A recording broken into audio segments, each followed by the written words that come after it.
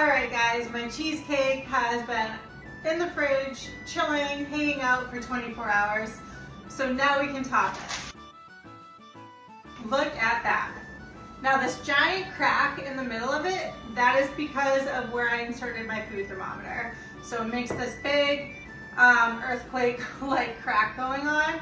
That's fine, it doesn't matter. We're covering it anyways with topping, so who cares? But now on to my least favorite part, and that is taking it out of the pan. The sides usually come off pretty easily, just be careful.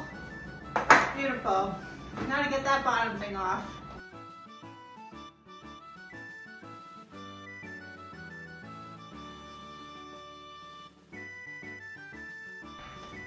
Whew. Thank God that's over. All right, so for my topping, I'm going to do a Bailey's whipped cream and a Bailey's chocolate ganache drizzle all over it. So let's get started on the whipped cream first. Fit your mixer with a whisk attachment, 1 cup of heavy cream, a heaping 4th cup of powdered sugar, heaping 4th cup of Bailey's. Now, when you're incorporating alcohol into whipped cream, it does take longer to whip up into whipped cream. Just be patient with it. Bailey's is not as bad because there's cream in the Bailey's anyways. But for other alcohol, for harder alcohol, it takes a lot longer to whip up. Sometimes it doesn't even whip up at all, so you have to be conservative with your amounts. Touch of vanilla extract, maybe like a teaspoon. Start mixing this. Now your secret ingredient is mascarpone cheese. This will stabilize your whipped cream so it doesn't get all droopy onto your cheesecake. For this amount of heavy cream, you're going to want to use a half a container of mascarpone, so like 4 ounces, this much. But you don't want to put it in right away. You want to get all of your other ingredients time to incorporate. All right, now once you see your whipped cream starting to get there and all of your ingredients are incorporated, go ahead and add in your mascarpone cheese. Oh, but first I'm gonna scrape my bowl. You guys know how much I love scraping my bowl.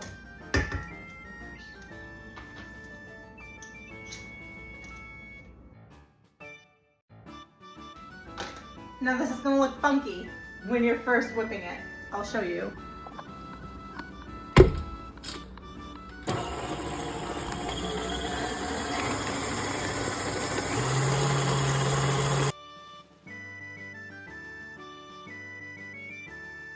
All right, we have reached stiff peaks. Yay. A lot of people ask me for like suggestions on how to decorate a cheesecake.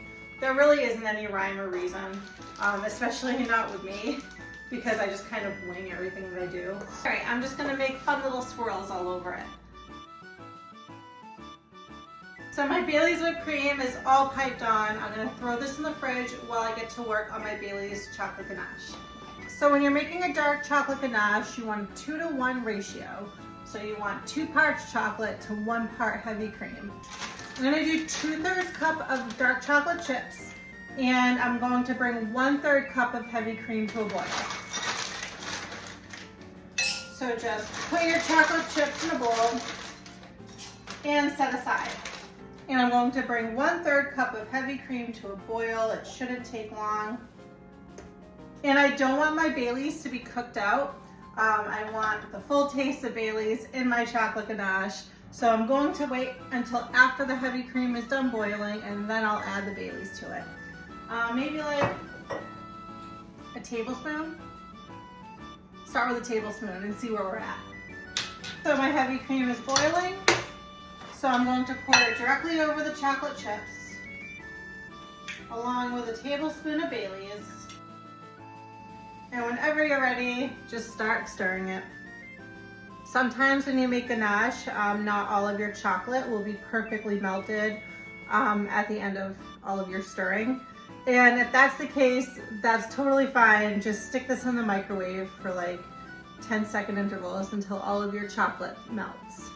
And a lot of recipes say not to use chocolate chips for ganache, and I'm not sure why. I never found a good reason for that, so if anyone knows, please tell me.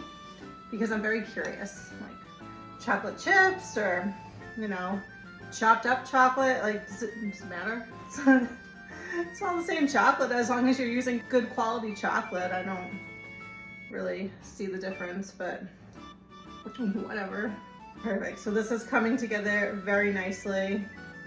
And at this point, I'm going to taste test it to see if it needs any more Baileys. That's really good. And I would say it's fine the way it is. Doesn't need any more Baileys. Obviously, if you're making more chocolate ganache than the 2/3 to 1/3 recipe I just showed you, and you want to add Baileys, maybe add a couple of tablespoons instead of the one. But yeah, I have no complaints with that. That's fantastic. And also the good thing about making ganache is that it cools to room temperature fairly quickly, which seems counterintuitive because you're putting boiling cream over it. But it's the cold chocolate chips, and in this case, the cold Baileys, it helped you get to room temperature faster, which is a good thing because you don't want to pour piping hot ganache over whipped cream because you know what'll happen. Same with like cakes. You don't want to pour your ganache over your buttercream until it has cooled sufficiently, which this has. So let's get to it. Okay, so for this last step, you can honestly just take a fork and swirl the ganache around. But because I am the person that I am, I'm going to transfer my ganache into this little empty bottle that I have and then just kind of make little loopy swirls along the top of the cheesecake, which is very unnecessary. Don't do that. It's time consuming, guys. And look, I'm already making a mess because my fine motor skills are not the best. All right, so as I do with everything in baking, I'm just winging this. And I'm just gonna make fun little, I don't know, loopy loops around. If I was a more talented person, I would have drawn like a shamrock or something in the middle for St. Patrick's Day and Baileys, but no, I'm not that talented. Not even gonna try that. All right guys, so here's my finished product, my Baileys cheesecake with Baileys whipped cream and Baileys chocolate ganache. It's very boozy and very delicious.